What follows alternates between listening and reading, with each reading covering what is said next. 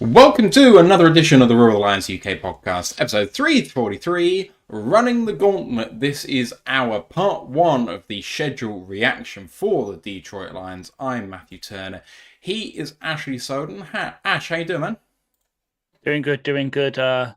Obviously, people who just watched our very good interview with Nolan Denker know that I had washing in the washing machine. I have now managed to get it out there and put it in the tumble dryer. Other than that, no real change other than watching an absolute screamer from Slobberslide to make it 2-1 for your Reds against Brighton.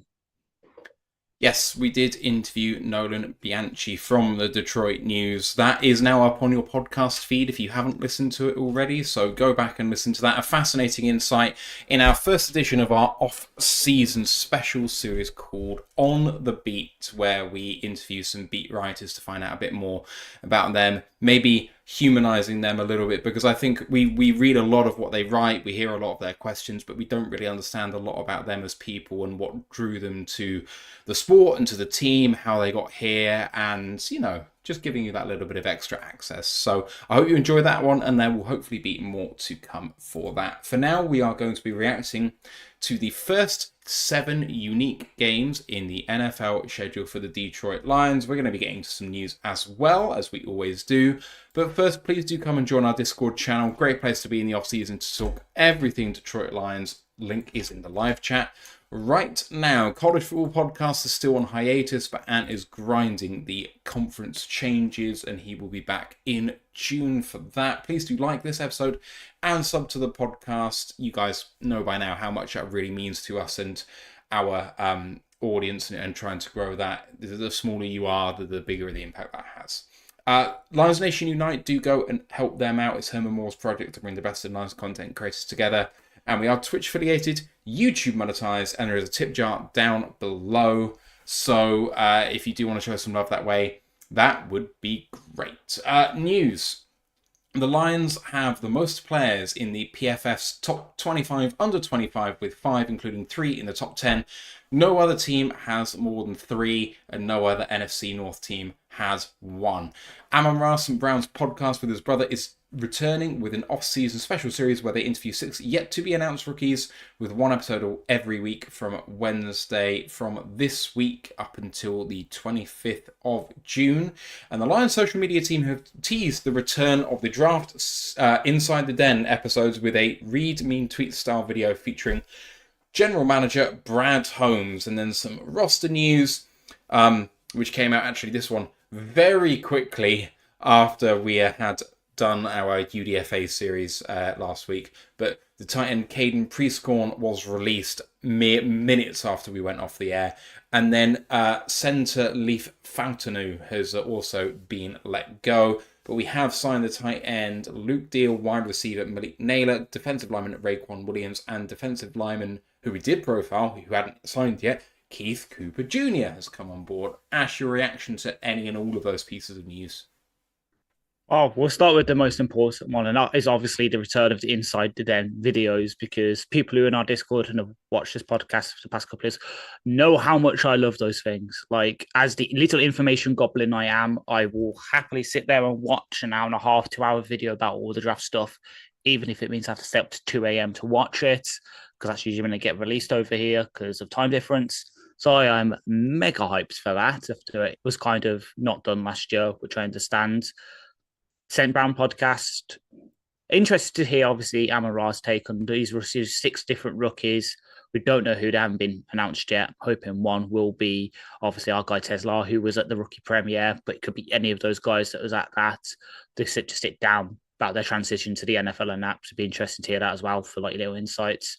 And yeah, it's kind of a nice little quirk that, you know, for a team whose Super Bowl window is supposedly closing because we lost both our coordinators and that, seems we still have a lot of good talent on this roster that the new guys can use, you know. And as I said, as we said, no other NFC North team had a single person on there. Where's Caleb Williams, huh? Where's Jordan Love? Where's JJ McCarthy? No other team had more than 3. We had 3 in the top 3, so the one that did have 3 was the Houston Texans. Nice to see. And then with the signings and that, just Prieskorn, as much as he was a good receiving option, just didn't impress in camp. Obviously, I know Jefferson was really impressed with Luke Deal, the guy from Auburn who's replaced him. Fontana, as much as I said, oh, he's got a shot of it because we moved Gurkhan. Evidently not. He's gone. Malik Taylor, people might remember from his brief stint with the Packers. I think he played well against us in one game because that always seemingly happens with the Packers wide receiver forward. They're the ones who go off against us. Put that in your notes for fantasy this year. And then Raekwon Williams, former draft pick for the Eagles, nose tackle Ghana guy. I imagine him kind of as a Cole Pico kind of signing, just nose tackle, here to participate camp, might make the practice squad as a veteran. And then Keith Cooper, yeah, we profiled him because he was initially reported as a UDFA guy. Turns out he was a tryout, but then gets signed. Despite being very unathletic, he's a big end who fits the kind of player that we like in our scheme. So it kind of made sense. And he supposed he did well in camp as well. So overall, not many surprises with the roster moves.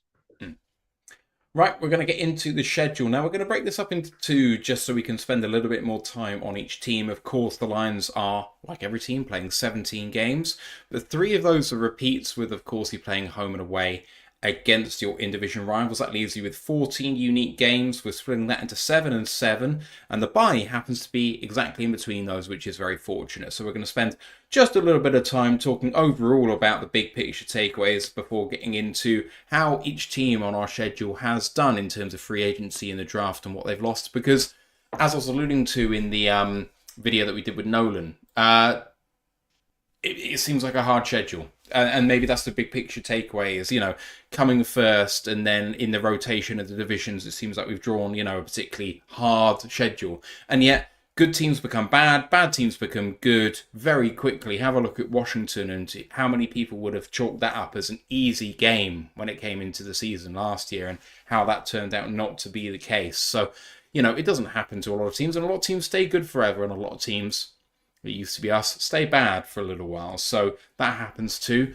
But it's just not quite easy enough to say, well, this is a hard schedule, isn't it? So we're going to get into this. I should say schedule, shouldn't I, given that I'm talking to an American audience. But hey, Ash, we knew the opponents and we knew the location of the opponents. So going, it's a hard road schedule is, for me, slightly redundant because we knew that anyway. And yet, playing that first round of first place teams in the NFC, the Eagles, not the Eagles, because we're playing them anyway, but, the Eagles, and we're still playing, who else have we got? You were right. So we played all the NFC North's playing the NFC East, so it's the Bucks and the Rams that are first place guys from the rest of the other things, and then the other one would be the Kansas City Chiefs. We're playing them as our extra game. Yeah. Because the AFC get the home one, everyone else in our division is playing the AFC North, so they still get the Ravens, the Bird, the Steelers, and that. But yeah, it's to sort of go off that road schedule point. We knew that it's going to be hard, but it's just the placement of those games. So obviously, last year the big stat was we only played one outdoor game, and that was not too bad. This time, quite a lot of them are outdoor, and we do have quite a lot of them late on. So it does make it a bit harder. Some of those narratives that we've always had will come out. I know Ant has bit back on them on Twitter when it came out about, we've got all these late, Jared Goff in the cold and that. But Ant's right. We're built to run the ball anyway, win in the trenches. And Goff, he's come up and beat those narratives. I mean, look back to a couple of years ago when we went into Lambeau and beat the brakes off the Packers, even though we were at the playoffs, we had nothing to play for other than keeping them out. We beat the brakes off them, and a certain safety ended Aaron Rodgers' Green Bay career. So we can do that again against the Steelers this year. Nudge, wink, wink. But yeah, it's just the placement. We knew, as you said, we knew who they were. We knew where it would be. It's just the placement, and it hasn't been. It's been fortunate in some ways, and as you say, with the road stuff, it hasn't been fortunate in others. All right, let's get into the games specifically. Week 1 is at Green Bay on September the 7th. We're going to go back and forth on leading these. So I'm up first for Green Bay. Head coach Matt LaFleur. GM is Brian Gutekunst. Their record last year was 11-6. They have brought in Aaron Banks at guard, Nate Hobbs at, predominantly nickel player, but I think there's some feeling he might play outside, which is going to be interesting. And then Mecole Hardman has come in for basically veteran minimum. Going out, they have lost TJ Slayton, the nose tackle. They now have no nose tackles on the roster as far as I can tell. Eric Stokes, the former first-round cornerback. Josh Myers, former starting centre. Corey Ballantyne has gone, the corner. Robert Rochelle, the corner, has also gone. AJ Dillon, the running back. Eric Wilson, the inside linebacker. And Andre Dillard, the backup offensive tackle, has gone. In the draft, it took at 23 the wide receiver Matthew Golden, and also at 87 in the third round wide receiver Savion Williams. At 54, they took tackle Anthony Belton, and then later on in the draft, they went for the offensive line at 250 in the 7th round with offensive lineman John Williams. On the defensive line, they took interior defensive lineman Warren Brinson at 198 in the 6th round, and Baron Sorrell, the edge player, at 124. And they also had outside linebacker Colin Oliver at 159, and then in the back 7, cornerback Micah Robinson at 237 in the 7th round. I've jumped around there in terms of the picks to try and give you the positions in a bit more depth. But this team came in knowing it needed something at corner, and they've brought in Nate Hobbs, and they've brought in Micah Williams in the draft very late on. But otherwise, if you have a look at this team, for me, there's still a massive hole at that position because Jair Alexander, it looks like he might rework his deal to stay. How many games is he realistically going to play? I don't know. But it looks like this team is going to be heavily relying on Keyshawn Nixon to play a lot of snaps in this game, whether he plays as the nickel or whether he plays as the outside corner. I think that he should still continue to play in the nickel and they should try Nate Hobbs outside. I would prefer it that way if I was a Packers fan. Let's see what they do in that regard. But otherwise, this team had a really good defense when it actually changed their defensive coordinator last year and it really stepped up. I do still think there's a little bit of a weaker underbelly in there. I worry about that defensive line. Yes, they've got Kenny Clark. They've got Devontae Wyatt. They're hoping he's going to make a step this year. Rashawn Gary is obviously a bit of a beast when he wants to be, but he can blow hot and cold. And Lucas Van Ness has been, for me, a bit of a disappointment so far. Sorrell as a backup edge player I really like, but he's a 4th rounder for a reason. Enagbare is a 5th rounder going into his year 4 season. I really like him as a player too. Edgar and Cooper was maybe one of the hits of the draft last year, and Xavier McKinney was one of the best free agent signings last year. So that defense has some pieces. It has some reason to be optimistic, and I don't really feel like they made a step. And with all the investment they've made at wide receiver, given all the draft capital they've thrown at it in recent years, I can't help but feel like they're going to be cutting some reasonably big talent at wide receiver to fit some of these other depth players on their roster. I mean, we know that Malik Heath and Dontavian Wicks have done some damage to us over the years, but how much room can they have for them when they've signed Mecole Hardman? They've still got Romeo Dobbs and Jaden Reed, and then they've got Christian Watson, Matthew Golden, Savion Williams to fit in there. For me, Ash, this team just isn't better than it was last year. The only thing I can say is, if Jordan Love can have an entirely healthy season, that is going to be a big plus for them. So it's going to be, addition by injury luck potentially, but otherwise, I have no more reason to fear the Green Bay Packers than I did last year. And they had a good season, but they've got to jump us. Yeah, because that's the thing. They haven't really added, other than maybe Hobbs, in free agency, and then obviously Golden first round, a true starter, which I know obviously is the mark of a good team that all your draft picks are backups. But even then, so Anthony Belton in the second, he is a developmental tackle who needs to work on his pass blocking. Trust me, I know it. As a ACC player, I won't mention the team that he plays for because that will summon a certain person. But hell, that's a tackle who quite a lot of the podcasts and rankings I listen to for offensive line had him sliding into guard where his run blocking and his lack of movement skills were better suited. Savion Williams, who I profiled for us in our wide receiver episode, got all the skills in the world, but can he put it together? Oh, wait, that sounds like that guy just a couple of years ago, Christian Watson. No, it's Christian Watson 2.0, and a round later, admittedly. But again, throwing a dart at that kind of height, weight, speed guy who hasn't really shown it in college, admittedly because he was used everywhere. He's a former quarterback, played a bit of running back as well. And then on the other side, Bron Sorrell, there were other, I know obviously we could say the same for us in Tesla, but there were other guys higher rated on the board they took there. Colin Oliver, I know people divided on him. He played off-ball linebacker. at Oklahoma State with a bit of edge, and now they're suddenly moving him into edge on that defensive line. So he'll need to bulk up. Robinson, where you say their biggest need perhaps other than wide receiver going into this was corner. Yeah, they've got Nate Hobbs. They've added little else other than a seventh round pick and then a couple of UDFAs. And as you quite rightly pointed out with their free agent losses, they don't have a true starting nose tackle. Like, okay, yes, they brought in Nestor Jade Silvera from the Raiders, who is an ASU nose tackle they drafted a couple of years ago. They brought in Nasir Stackhouse, the Georgia nose tackle, as the UDFA. There's a reason why they're not listed high up in the depth chart. They're not good starters. They're looking to probably have a rotation of Kenny Clark, Devontae White, Cole Brooks, and maybe Colby Wooden for 5-10 snaps a game, with them coming in off this run defense downs. That was their big thing last year, is they couldn't really stop the run. That's how we beat them. That's how quite a lot of teams beat them, aside from the Dolphins when they came up to play them in the cold when we were all betting on them. Yeah, it's a lot of, they need to have that second year jump under the defense with their new coordinator, who used to be the BC head coach, Jeff Hadney.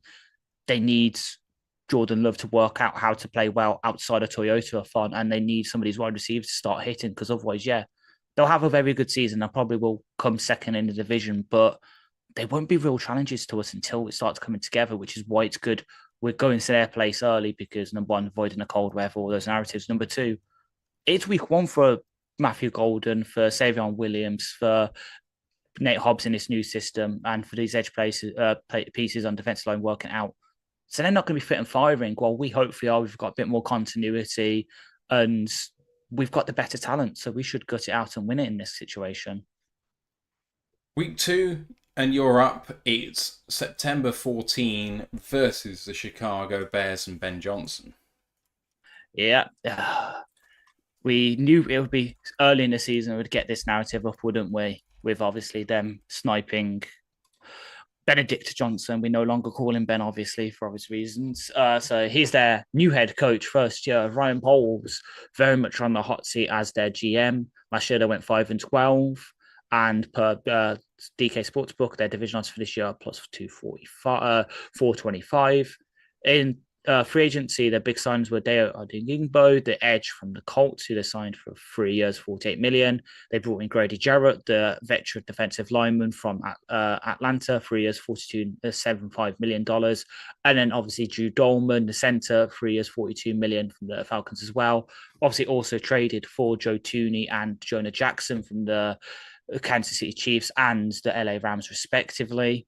As for their outs, Colton Shelton, their former signing at center, 2 years, $12 million deals back to the Rams. Darrell Taylor, the outside linebacker, edge piece for them, 1 year, $4.75 million to the Houston Texans. And then Tevin Jenkins, the former second round pick at offensive tackle, who didn't work out, moved him into guard, 1 year, $3 million deal to the Cleveland Browns.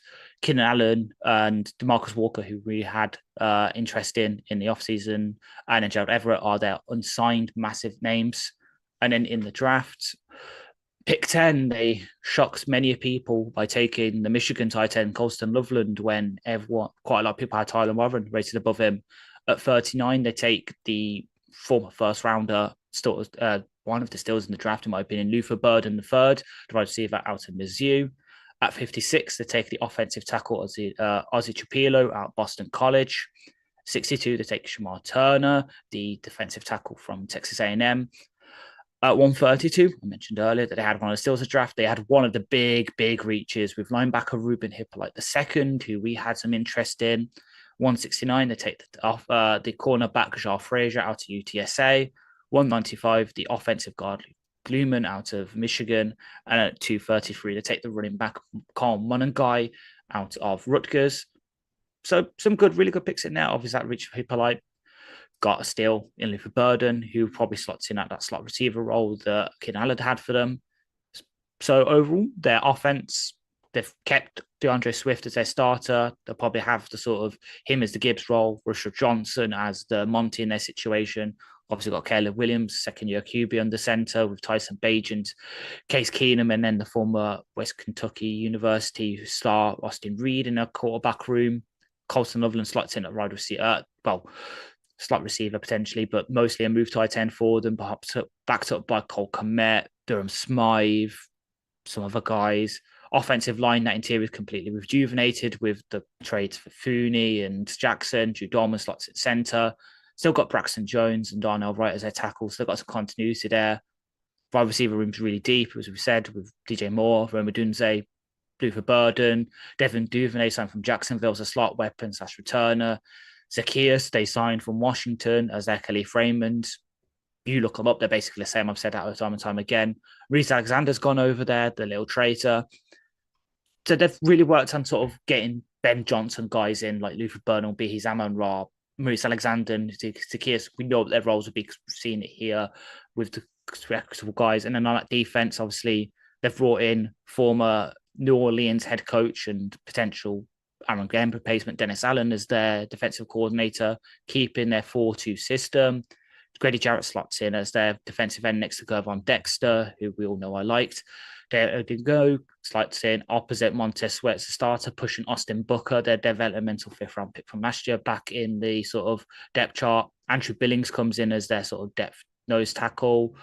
Hippolyte somehow becomes jumps Noah Saul according to our lads as linebacker 4, and then Zar Frazier goes in behind Jalen Johnson, and presumably when they next face a Hail Mary, he'll jump to cornerback 2 when Tyreek Stevenson gets benched. Overall, they've added a few bits of talent. I do like what they've done on the offense. That's why I'm really focusing on that. Defensively, it's mostly can Dennis Allen get the most out of this defense, because we saw what happened last year when they fired their head coach, who was a defensive coordinator for them in a way. When the plays, it fell off. Can he get it back to the sort of fearsome Chicago Bears defenses we've seen before? Obviously, the monster midway back in the 80s. The defense that carried them to the playoffs a couple of years ago under Matt Nagy when they had Khalil Mack and Eddie Jackson going off. Can I get back to that while the offense takes that jump under Ben Johnson?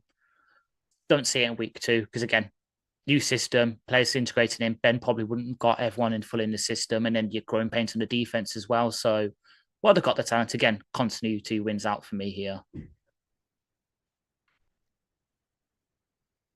I have a hard time with this team because they've had a lot of false dawns over the last few years, and for the most part, I have bought into them more than perhaps I should have done.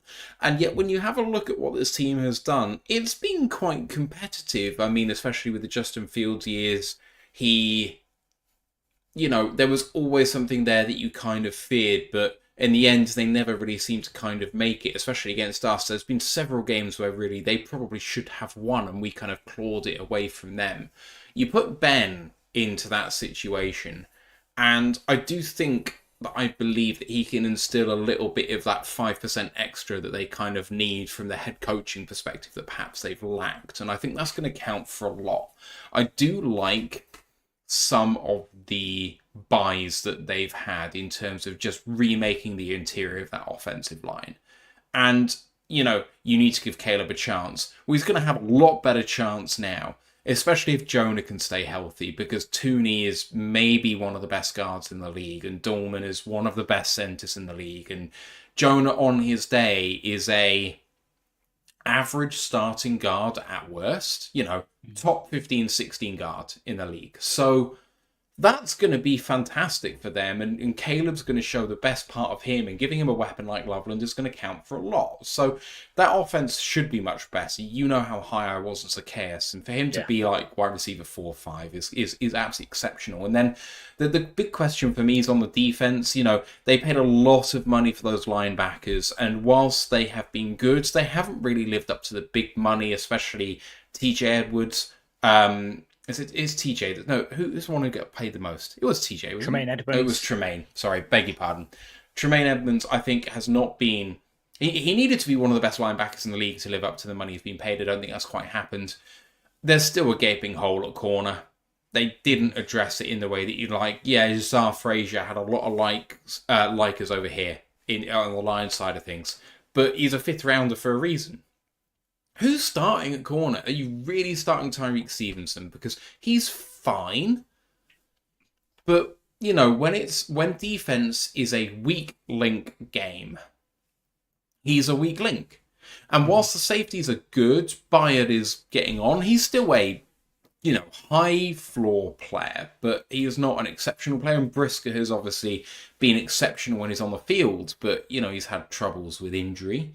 And Kyler Gordon's one of the most expensive nickelbacks there is. And whilst I like him as a player, do I think he's been absolutely exceptional to the point where he should be the highest paid nickelback in the league? No.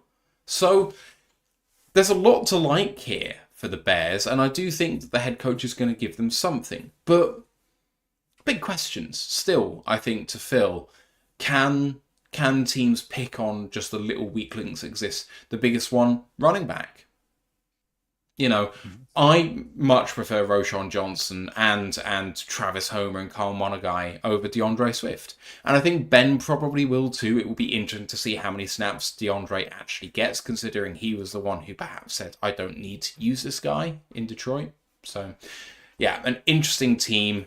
They probably have the widest range of outcomes of any team in the NFL right now, because if they won 4 games, no one's going to go, well, this is a big departure from where they were. And if they won 11 games, a lot of people are going to go, well, they've won the offseason for the last 3 years in a row. So, it'd be time that came due. So, yeah, an interesting team to watch next year.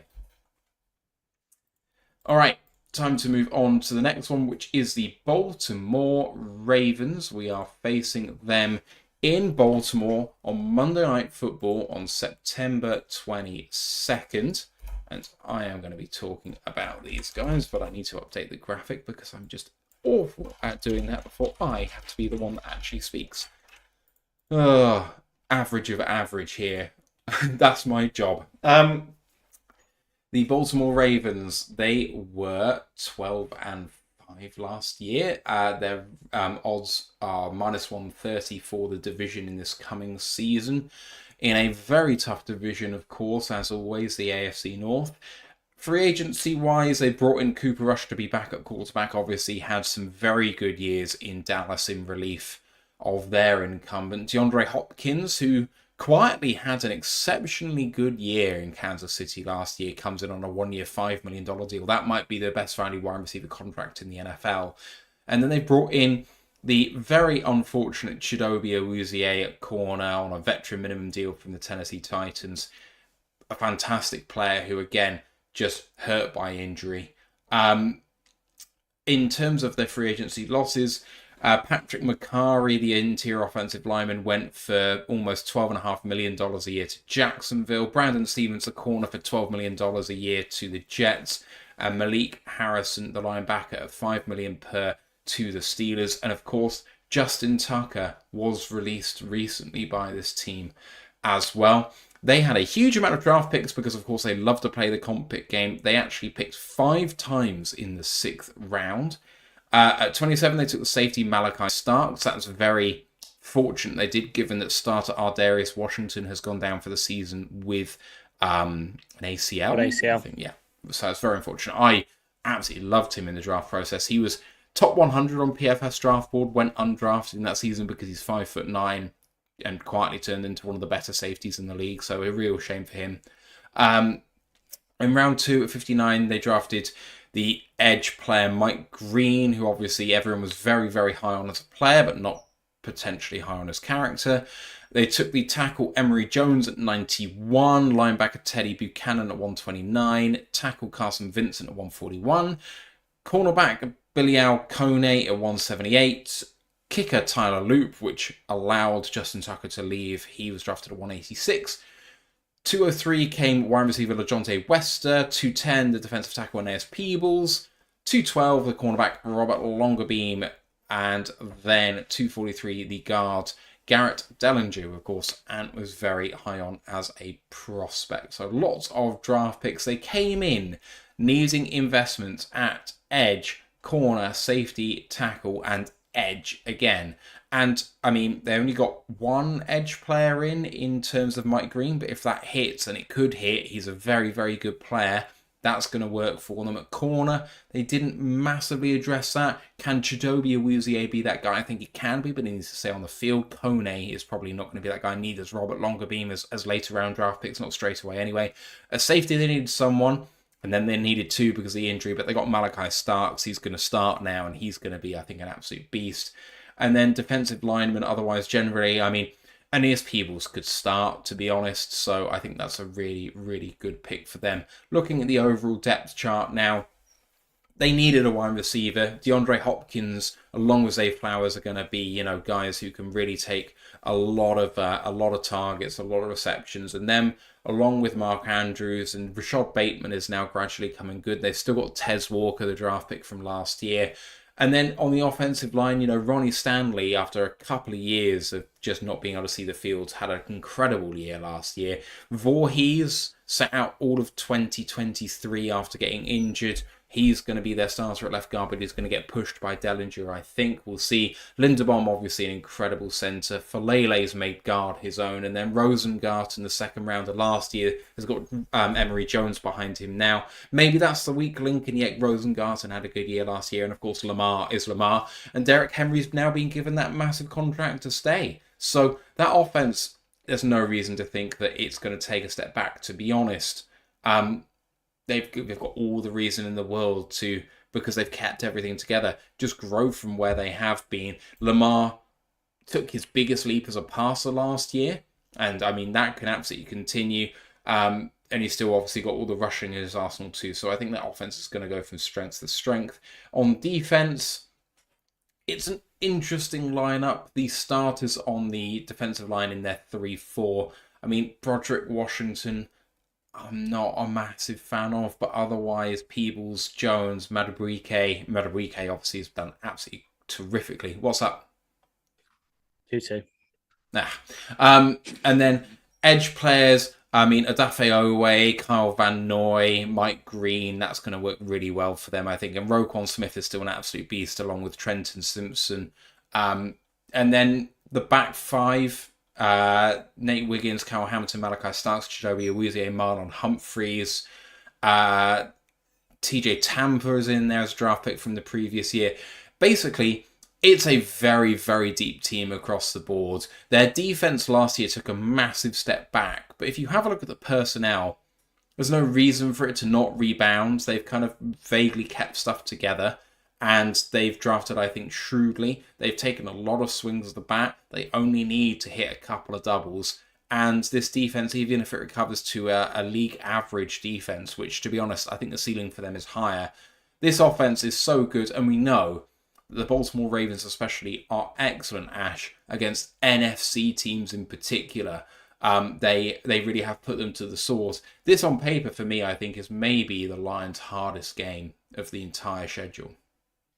Yeah, can we just do a sneaky trade with the Indianapolis Colts right before this game so we can get Daniel Jones on the team?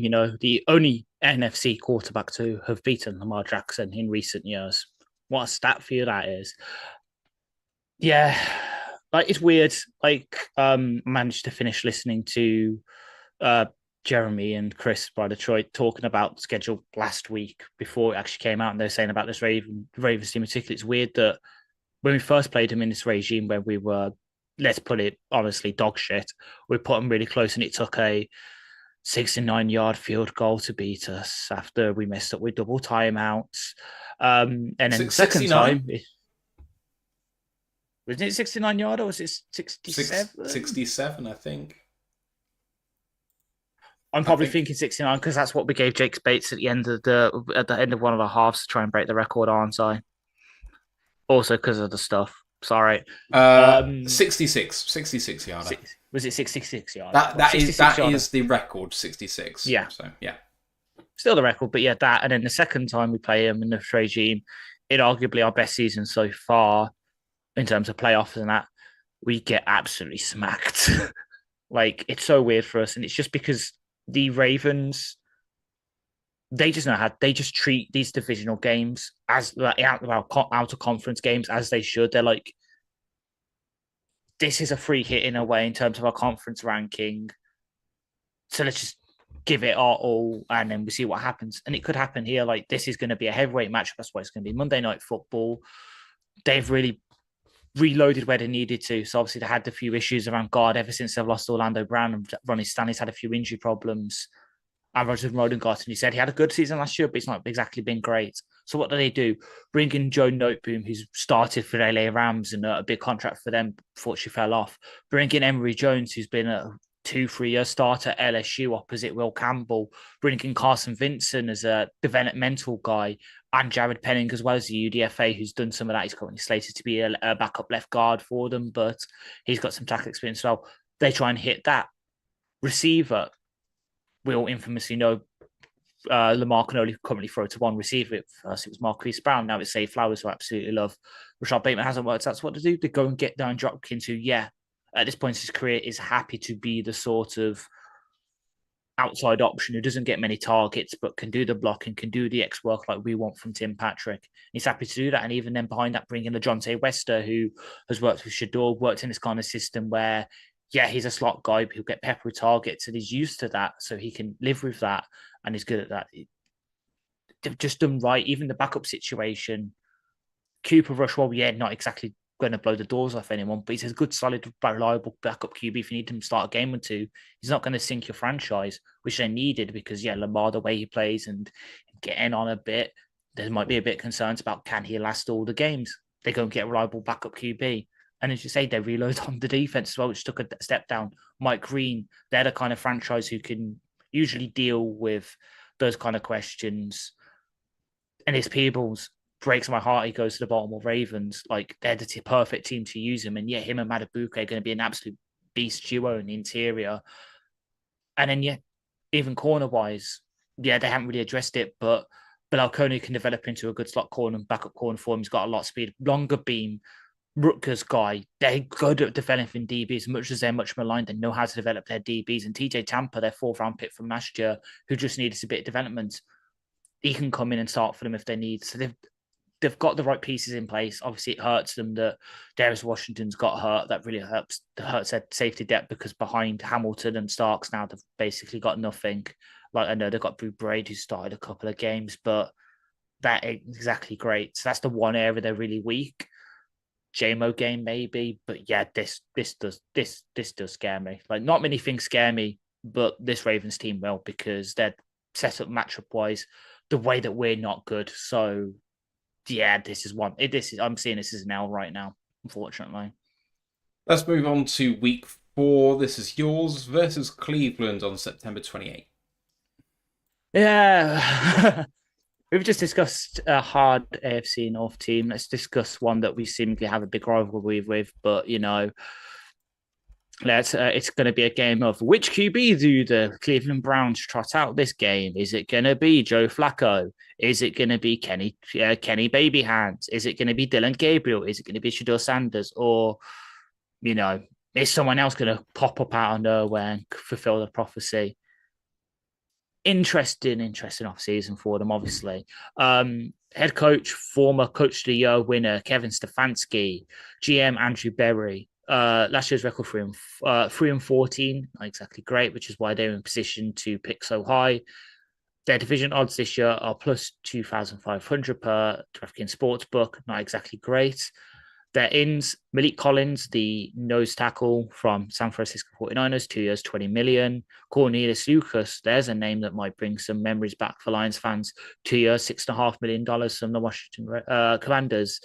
Brian Schwinker, the outside linebacker edge from the Tampa Bay Buccaneers, 1 year, $4.75 million. Joe Flacco re-signed after going to Indianapolis for a year, 1 year, $4 million. Tevin Jenkins, as we mentioned with the Bears, 1 year, $3 million. Dollars from Chicago Bears, not the 1 year $3 that Matt put on the document. Kind of funny to me. And obviously re-signed Devin Bush, the former Steeler, 1 year, $3.25 million. That outs Dalvin Tomlinson to the Cardinals, 2 years, $29 million. James Hudson, the right tackle, 2 years, $12 million to the New York Giants. Sammy Jameis Winston, their former backup QB, 2 years, $8 million. Juan Thornhill, the former Kansas City Chief, the safety, 1 year, $3 million to Pittsburgh. And then they still have Jedrick Wills, Nick Harris, Nick Chubb, and wide receiver Elijah Moore as UDFAs, as far as I can see on the documents. Obviously, in the first round this year, they traded down from 2 to 5 with the Jacksonville Jaguars for the Jags to come up and pick all-rounder Travis Hunter. At 5, they take the guy that everyone thought would be going to Jacksonville in interior defensive lineman Mason Graham. At 33, they broke Ant's heart and took UCLA linebacker Carson Schwezinger. At 36, they take Ohio State running back Quinshon Junkins. At 67, they go to the Bowling Green well and take the receiving leader for tight ends last year in Howard Fanning Jr. At 94, they take Oregon QB Dylan Gabriel. At 126, they take the Tennessee running back Dylan Sampson. And then at 144, they finally stopped the slide of Shedeur Sanders, and that's their draft because they used all the remaining picks to trade up and get him. They need to come into Athletics, come into the draft for QB. Well, they got 2 of them. Running back, well, they got 2 of them. Left tackle, they didn't get any of them. Wide receiver, they didn't get any of them. And linebacker, they got one in Carson Schwezinger who will come in and start for them, no doubt, especially with the recent news of their of JOK, who unfortunately is hurt. So their offense currently looks like it's going to be, according to our lads, insert QB here at QB, because obviously they've got 4 guys who, honestly, I would not be surprised if each of them at least starts one game this season. Running back, rookie Quinshon Junkins, backs up by Jerome Ford, Dylan Sampson, Pierre Jr., who they got, and then fullback / defensive tackle Troy Hairston, love him. Wide receivers, Cedric Tillman, former Lions draft crusher X, Jamari Thrash, the former outside receiver for, I think it was WKU, so West Kentucky, and then Jerry Jeudy, backed up by Michael Woods, David Bell, Jones Carter, Caden Davis. There's a guy I remember from last year. They also brought in Deontay Johnson, the former Pittsburgh Steeler, buried way down on their depth chart. Their offensive line, Juwan Jones, the former Ohio State tackle, Joe Tonio, Ivan Pocic, White Teller, Jack Conklin, with backups of Lorenzo Thompson, Trevin Jenkins, Luke Weiler, Zach Sinter, the Michigan right guard who took last year, is coming off that horrific injury he suffered, Cornelius Lucas, who mentioned earlier, Brady Latham, as well as some other deep backup guys like UDFAs and that. Defensively, they play obviously the wide 9-3-4 system that we know and love from Jim Schwartz. Miles Garrett, who they signed to a massive mega deal in the offseason. Bookended with Isaiah McGuire, obviously brought in Joe Tryon-Sharinka, but also have Alex Wright, Julian Aquara in that edge room. Defensive tackles, Mason Graham, Malik Collins, backs up by Michael Jr., the Ohio State defensive tackle, got some legal issues last year. Shelby Harris, Sam Kamara, other guys like Juwan Briggs. Linebackers, Carson Schwezinger, Jordan Hicks, backs up by Mohamed Abate, Jerome Baker, Winston Reed, Devin Bush. Corners, Denzel Ward, one of the best in the league, bookended by Martin Emerson Jr. with some of the guys back there, like and then Grant Delpit and Ronnie Hickman at free safety, and then nickel is great. It's Newsome.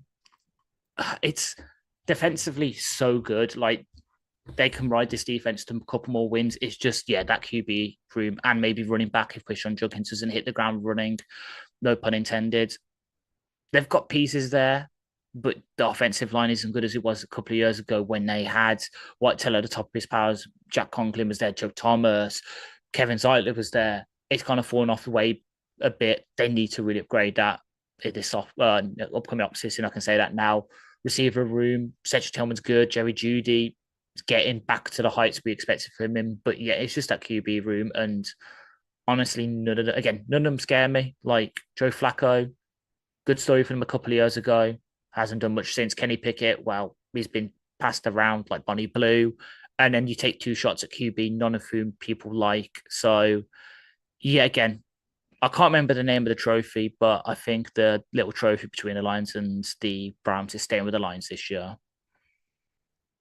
A really interesting team to try and project because it's a bit hodgepodge, and yet there's nothing necessarily bad about this team. It feels like a couple of pieces, and it could all turn right quite quickly for them. But unfortunately, I just don't think it's been this year. For me, start a rookie quarterback, don't start Flacco, don't start Pickett, and then run 12 personnel a lot, because your strength is in having Davin Njoku and Harold Fanning on the field at the same time. Just do that. You don't have a lot of wide receivers, so don't force it. Just play 2 tight ends. if that offensive line can rebound a little bit because it took a step back after being one of the better offensive lines in the NFL, then you've got a route to success on offense. I do think that Dylan Gabriel has a really high floor, maybe not a high ceiling, but I think he can provide that offense with something given how long he's played at college. And then it's a good defense. Like, I like Jerome Baker. I think he can do quite a bit at linebacker. Carson Schlesinger is going to be a beast. Mason Graham, I love. Obviously, Garrett is Garrett. And the back five, I mean, Denzel Ward, Martin Emerson, Greg Newsome if he stays, but he's rumoured to get traded. We'll see.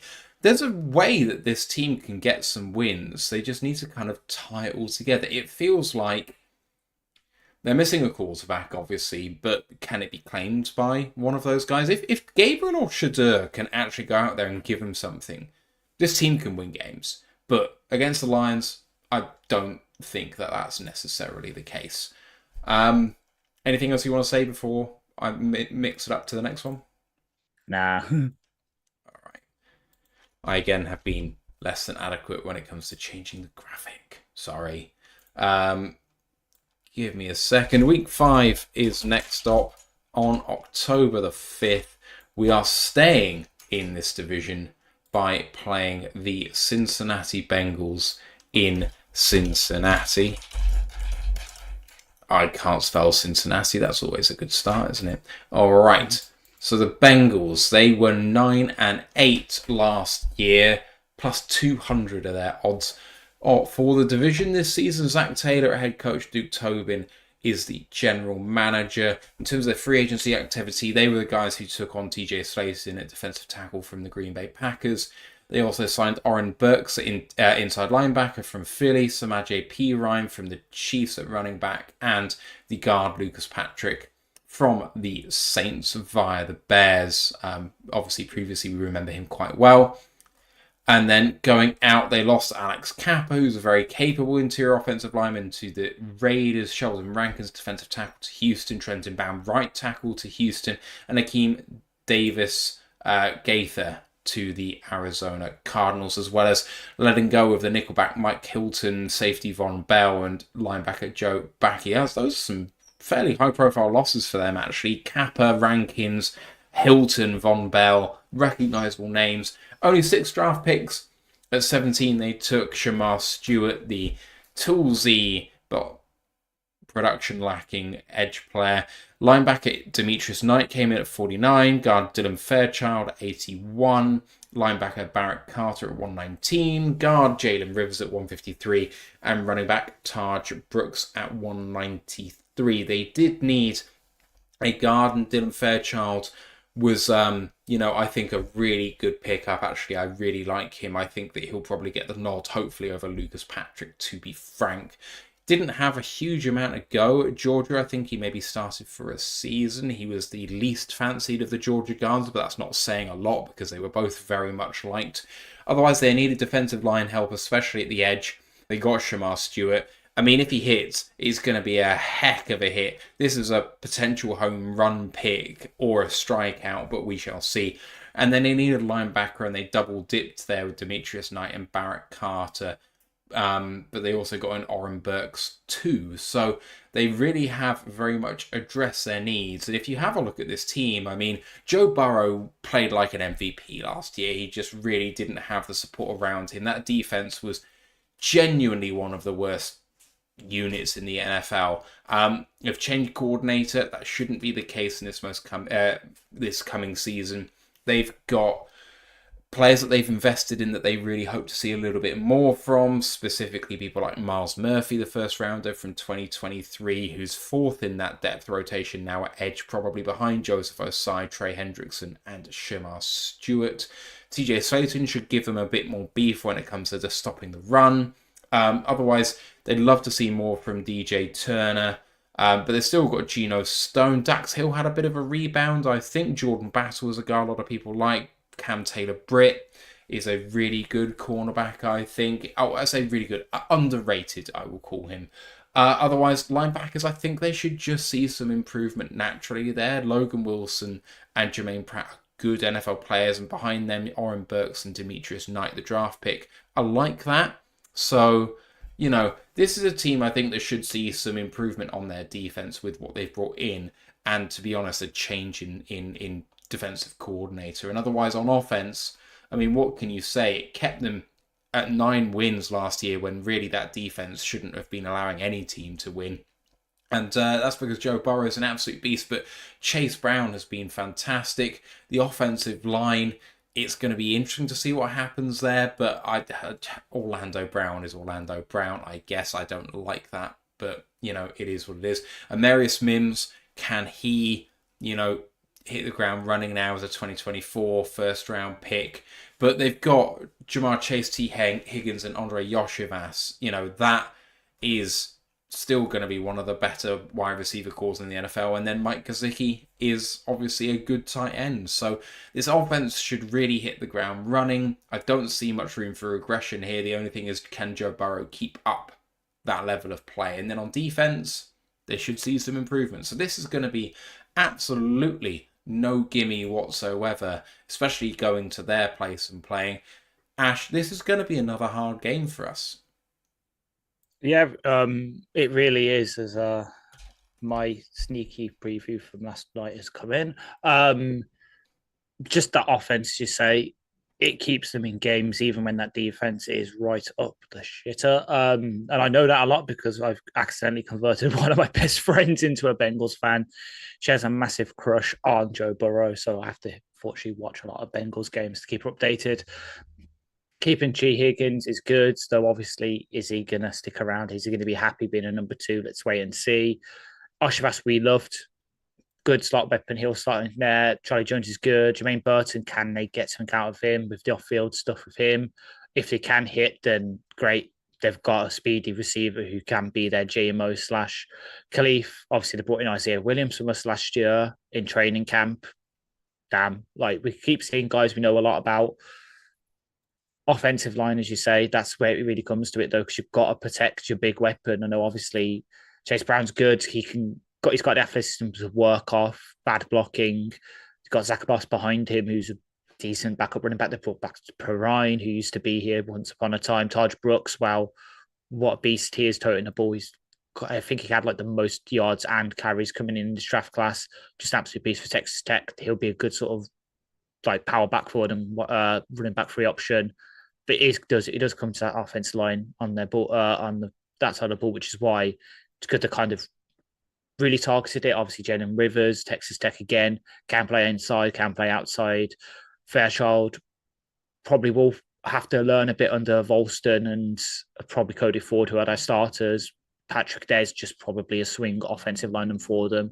Did it in Green Bay, did it in New Orleans, can play basically all positions across the line. And then they bring in Seth McLaughlin, the center from Ohio State, who we got linked with a lot, who obviously tore his ACL. There's a developmental guy behind Ted Karras. He can get better in terms of physicality. Obviously, they're coming off the ACL for a year, learn under Karras, and then potentially slot in there to start on next year. And they keep that ticking over. And then on defense, yeah, as much as I love their defensive coordinator as a guy, he got some head coaching interviews past couple of seasons, just didn't work out. They move on. They bring in the former Notre Dame got defensive coordinator, and you can tell with the way that this defense is now set up, they're bringing Howard Cross, who he knows about, Jamar Stewart. If he can hit well, that hopefully will keep Trey Hendrickson happy, even though they aren't talking to him about extending him, like the 49ers extending Fred Warner. Dax Hill, what a good nickelback he is.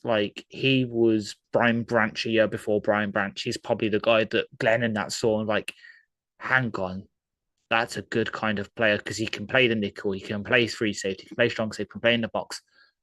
He is Michigan light version of Brian Branch.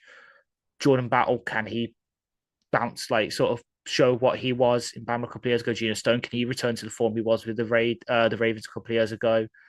That would really help them to get a couple of turnovers on that back end because it just helps them get off the field. But overall, I like what they've done on both sides of the ball. It's just, can they get into the defensive system quickly? Can the offense carry on along while they wait for the defense to catch up?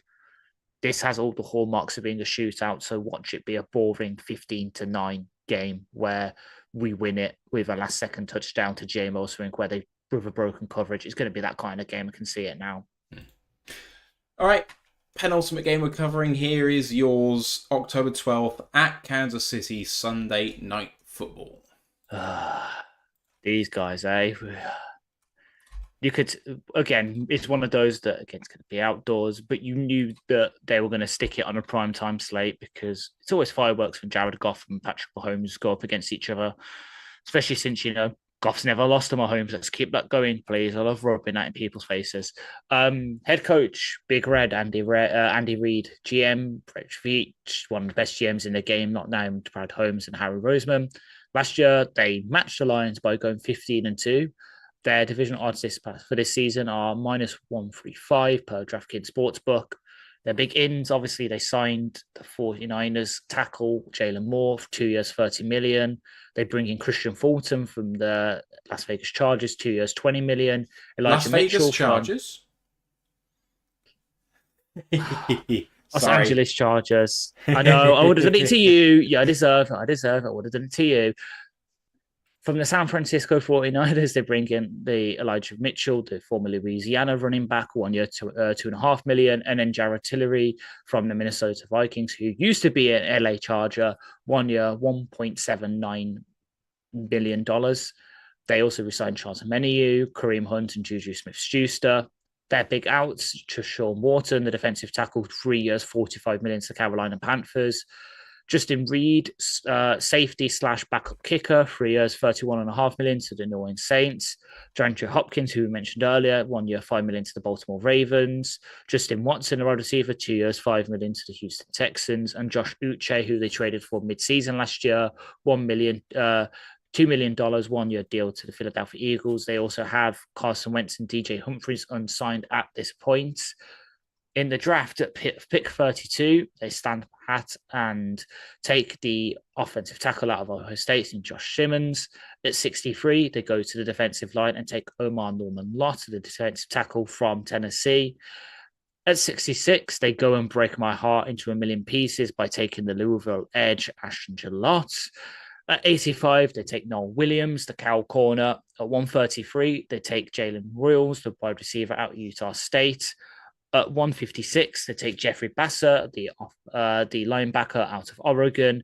And at 228, they take the SMU running back, Rashard Smith. Then he's going to that draft were defensive end. Well, they took arguably one of the best tier 3 ones in Ashton Gillott, who will slot into that edge 2 role for them perfectly. Offensive tackle, well, they take Josh Simmons, who I know is obviously coming off a pretty bad injury, but when he does come off that, he'll slot in right at left tackle for them. And then running back, again, left it late, but Rashard Smith should hit the ground running for them day one as a receiving option, eventually probably work up to that RB1 role within time because he's that good.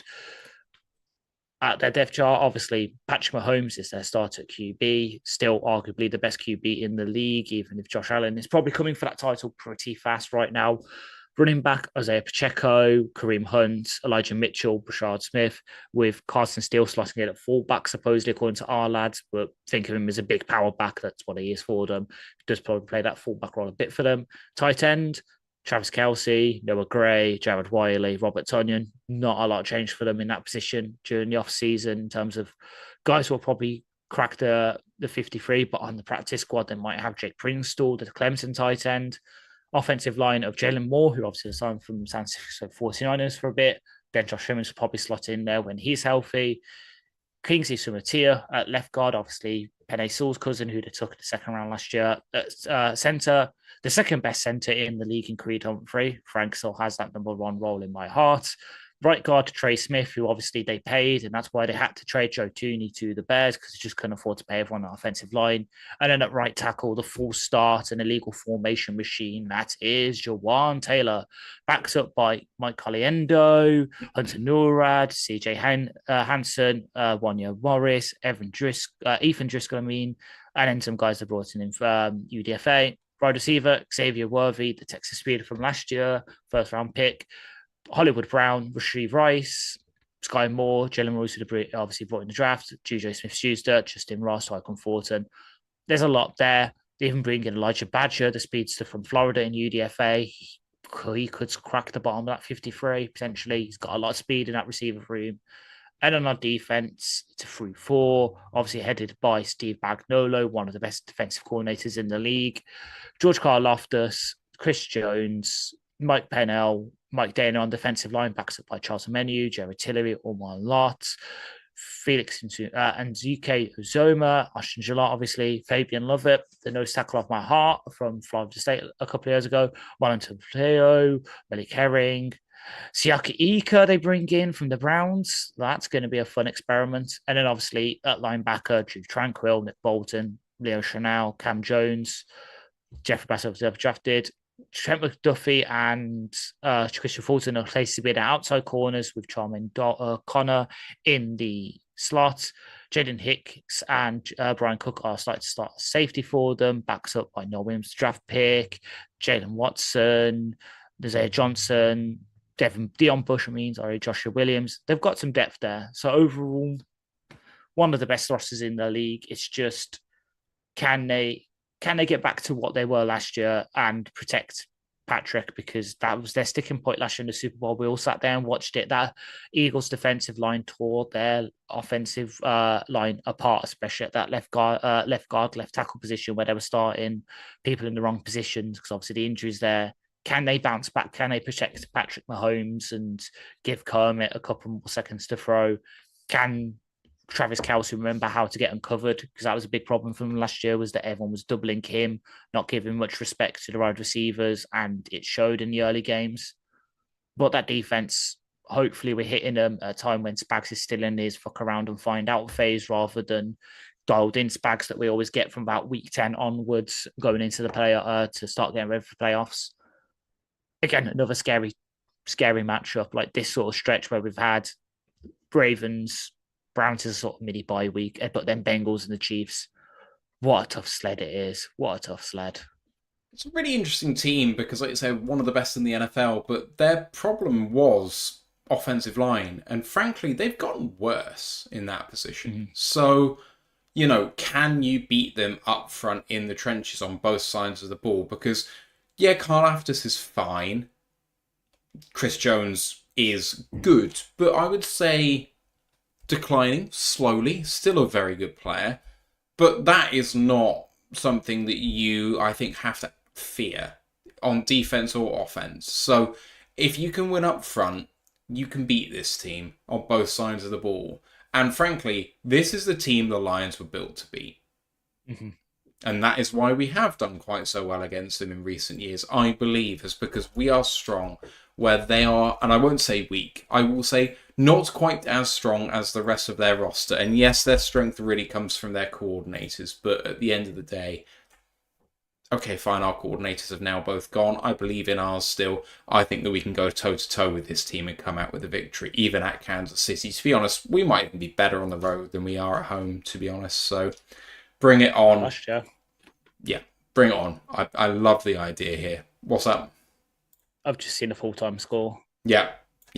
Like I said, I just don't care about us, to be honest, so it's all good. Us referring to Liverpool. Right. Time for the last game that we are profiling in this part of the schedule release, which is Week 7 versus Tampa Bay on Monday Night Football. And Tampa Bay head coach Todd Bowles, GM Jason Licht, they came first in the NFC South? What am I on about? South, thank you. Oh my God, brain fart. Poor division, but 10 wins got it done for them. They are plus 105 to get it done again, and frankly, I would not bet against them once again. In terms of free agency, they've brought on Hassan Reddick. They were the one who took that chance 1 year, $14 million deal from the Jets. If he can reclaim any of his form from a couple of years ago, that would be a very shrewd signing. Riley Dixon, the punter, comes in from Denver, 2 years, $6. Otherwise, out goes Robert Hainsey, the center, to Jacksonville. Joe Tryon-Shoyinka, former first rounder, goes to Cleveland. Jordan Whitehead moved on, the safety. Chase Edmonds, the running back. William Golston, the edge. Shaq Barrett, the outside linebacker. And punter Jack Browning, obviously, was not required once Riley Dixon came on board. Draft picks, they took Emeka Buka, the wide receiver at 19, Benjamin Morrison and Jacob Parrish, cornerbacks both at 53 and 84. Outside linebacker David Walker at 121, defensive lineman Elijah Roberts 157, and wide receiver Tez Johnson at 235. Their draft needs, well, they needed an edge player. They got David Walker, who, I mean, this team loves taking edge highs. This is a bit of a deviation from where they've been in the past. Now, it's a similar type of profile, I think, to Yaya Diaby, who I absolutely love. But now you can maybe rotate and get just as much good production from both of those guys. Hopefully for them, that is addition through depth, and I think that could work really well. They needed something at inside linebacker, and they don't have that at the moment. And then in terms of other upgrades they needed, DB specifically was identified, and they double dipped in day 2 with that, with Benjamin Morrison and Jacob Parrish. And Parrish had a lot of fans coming into the draft, and I think people regarded him as having fallen slightly. Obviously, very, very fast. And Benjamin Morrison might have gone top 10 if he'd been able to declare the year before. So injury allowed him to slip. Low-key, some very good picks there. So having a look at their overall roster, I mean, Jalen McMillan was such a hit last year in the 3rd round, and they still have Evans, Godwin, and now Ibuka. But wide receiver, you're not going to find a more stacked team in the NFL if they can all stay healthy. Obviously, Chris Godwin did go down for almost the majority of the season last year. An offensive line, it's good. It's enough, I think, to win a lot of games without being something that can blow people away. Tristan Wirf's obviously an incredible player at left tackle. They need to see a little bit more from all of the interior guys in Bredesen, Barton, and Mulch. And then Gedeke is a fantastic right tackle as a 2nd rounder from the state of Michigan. Baker Mayfield's obviously been absolutely terrific at quarterback since coming there. And then Bucky Irving has really taken that running back 1 spot from Rachaad White, who is now just a change of pace guy, and he deserves to be because he was terrific last season. On defense, they're always going to be a bit boom and bust because of the way they play. They really needed some DB players, and they have got that. So I do think the arrow's pointing up for them overall. Levante David comes back for another year. Kalijah Cansey gets another year under his belt. Vita Vea is still Vita Vea. So this team seems to have gone from strength to strength for me, and they have, one of the better head coaches in the NFL. People will, cast doubt on his ability to play head coach compared to just being a defensive coordinator in Todd Bowles, but I have belief that this team can do really well, and just look at what Baker has done to turn his career around there. So I'm bullish on Tampa Bay's prospects. They have given us trouble in the past. This is a team that fights our fire with a similar fire in their bellies. I think that we'll see them be very competitive against us versus some other teams that should give us more trouble but just won't. And I think, in some ways, I have more fear for this game than I do the Kansas City Chiefs game the week before. I don't know about you, Ash. In a way, yeah, but how can I put it? I love how we're getting detractors because both of our coordinators are left, but they're not. Because obviously Liam Cohen did what Liam Cohen did, and then obviously they've changed defensive coordinators too. Former Lion and Michigan guy Larry Foote, who was their inside linebackers coach and got heavily connected with our linebacker coach job. So I agree that they're going to win. They're going to win the NFC North, back north. Damn, I'm flashing back to the 90s. The pain. I wasn't even live for that. They're going to win the NFC South by virtue of Carolina probably needing another year to get good, the Saints being the Saints, and the Falcons, well, they're okay, but can you trust their QB? I don't know. But there are slight weaknesses. You say that interior offensive line, as much as I love Graham Barton last year out of Duke, as much as Carter Match is a good right guard, it isn't perfect. That's why they've had to bring in 2 UDFA centers and Jake Majors, the Texas one, who again someone we were linked with late in the draft, and Ben Scott. They're trying to beef up that interior because they know that's their weakness. They bring in Charlie Heck as a swing tackle for them behind Tristan Wirfs and Gedeke, because I know Gedeke went down for a part of their season last year. They know where they're weak, and to have tried acting it like a Buka, they bring that in because they need someone who can be an alpha dog receiver if and if Godwin or Evans get hurt again, because once they went down, their offense did take a step back. I know obviously McMillan eventually broke out, but that was relatively late in the season. There were a good couple of weeks where they just had no one to throw to. So they try and prove that, which they've done. Obviously, bring in Tez Johnson as well, the smallest NFL player. And so they also bring in the biggest one in Desmond Watson, the Florida defensive tackle, who, you can free Tez Johnson's into. And thankfully, I ran a faster 40 then, thank God. I really like the Elijah Roberts pick for them behind Logan Hall. That can improve that defensive line eventually when he becomes a starter, because suddenly you've got Elijah Roberts who can flex between edge and defensive tackle. With the addition of Hassan Vick as well, it allows Bowles to maybe scheme up a couple more even front looks with Roberts, Vea, Cansey, Reddick as your sort of 4-down lineman. That's pretty scary. Obviously, Levante David is still one of the better linebackers in the league, especially in coverage. But obviously, some down to his career. I know, obviously, the Athletic says one of their big draft needs was inside linebacker. For me, I disagree. Like David and Tavachia Dennis from Pittsburgh last year are a good starting duo, maybe a bit of depth, but they have that with Deion Jones. They bring back Anthony Walker. They've got enough there to get by. So that's why, they pivot to their big weaknesses, which was the corner room, because as we heard from our Bucks guest on the draft, that was their big weakness, is the fact they had a load of interest there and they just had to move people around. So now they can have enough depth to keep people where they're best. So Christian Eisen doesn't have to move from his free safety spot to play slot corner.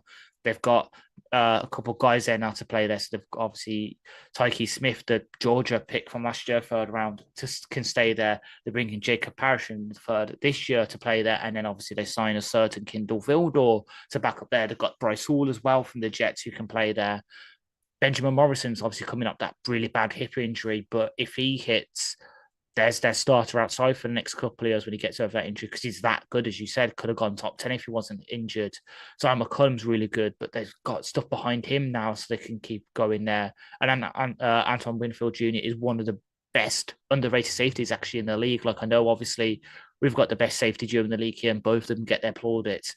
The guy that the Packers have, Xavier McKinney, he's got his plaudits.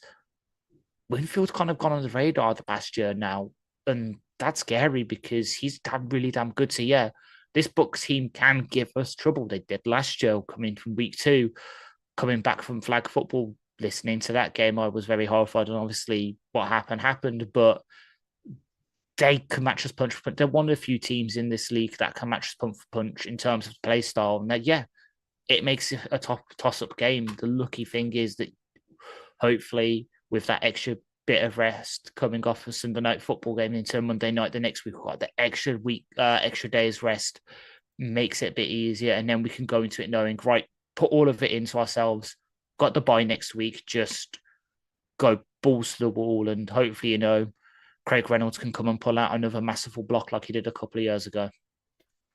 Be a beautiful thing. All right, that is it. If you're in the live chat, we've got one question we're going to address, but we're going to sign off on the audio podcast now. That was part 1 of previewing the Lions 2025 NFL schedule. Next week, we are back for part 2 of that. That will be Friday next week because due to scheduling conflicts, we can't get back until then.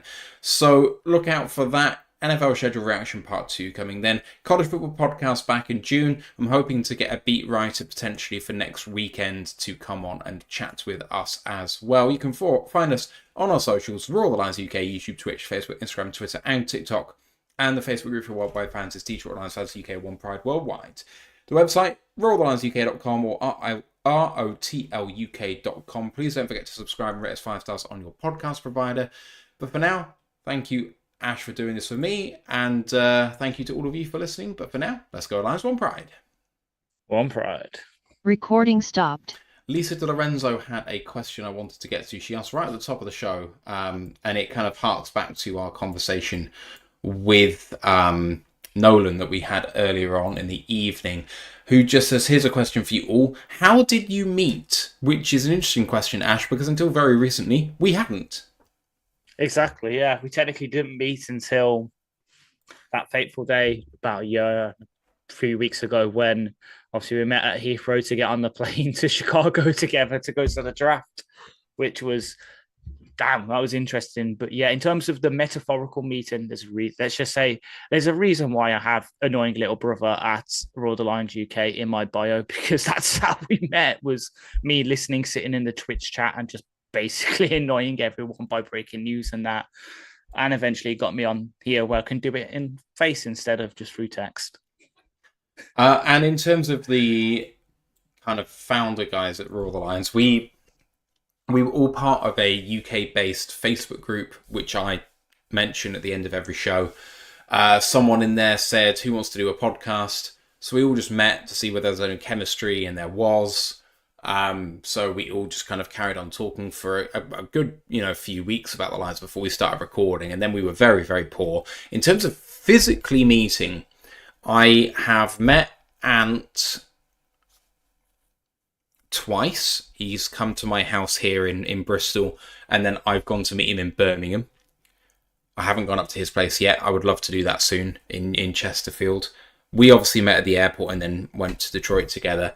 I've met Ryan twice in America, but not in England. So we've met up twice in Detroit. I've met Martin, who was one of our founders, but isn't really a part of a show anymore. I met him in London for one of the London games. I've never met Tom. I've met Steve once in Cheltenham. We went and for a beer before everything happened with him, and he had to step back for a while.